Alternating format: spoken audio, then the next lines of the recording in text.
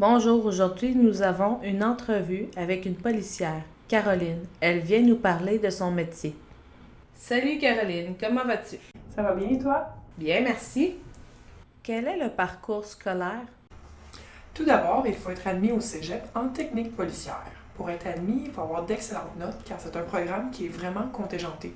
Ensuite, il y a les tests physiques. Tous les cégeps diffèrent dans les tests physiques, mais en général, ça se ressemble. Il va y avoir un test de course, un test de nage, des tests de musculation. Après les tests physiques, les meilleurs résultats sont envoyés pour passer plusieurs autres tests qui sont les tests médicaux.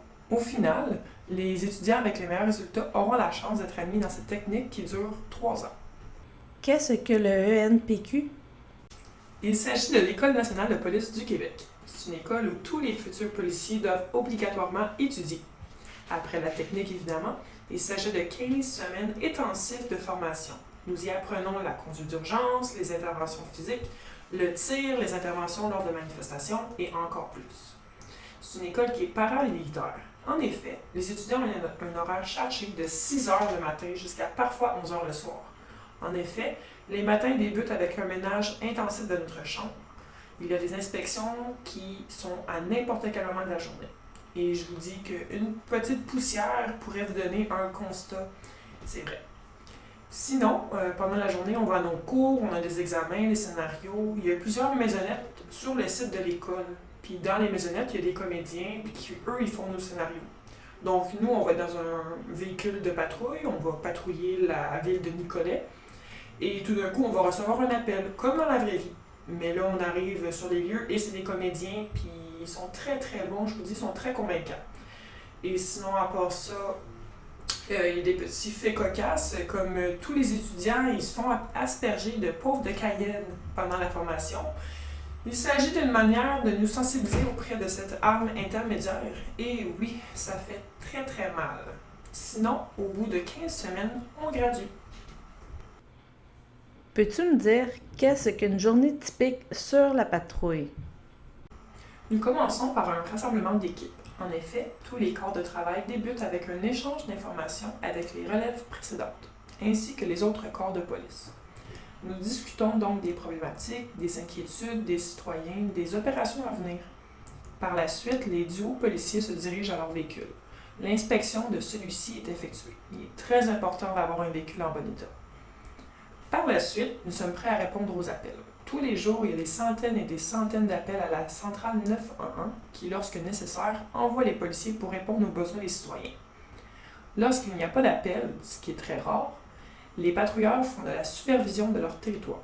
Par exemple, s'il y a une problématique de vitesse près des écoles, nous allons vérifier et, au besoin, intervenir auprès des gens qui ne respectent pas la limite de vitesse maximale.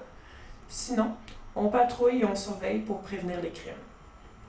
Aussi, on doit terminer nos rapports, ce qui est une des parties les plus importantes de notre travail. En effet, on écrit beaucoup dans les journées.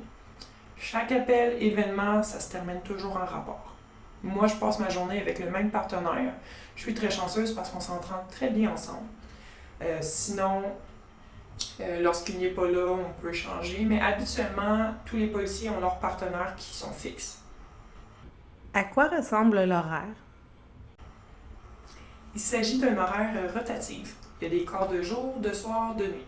On n'a pas les mêmes congés que tout le monde. En effet, nous, on n'a pas congé à Noël, au Nouvel An, à la Saint-Jean-Baptiste, etc. La police, ça travaille 24 heures sur 24 pour assurer la protection des citoyens. Pourquoi es-tu devenue policière? Parce que c'est un métier qui bouge tout le temps. J'adore la proximité avec les citoyens, j'aime aider les gens. Parfois, il est certain que ça peut être difficile, car on intervient dans des situations qui sont terribles parfois. Il ne faut pas oublier que derrière l'uniforme, il y a un être humain qui a des émotions comme tout le monde. Cependant, je ne changerai jamais mon métier, car selon moi, c'est le plus beau.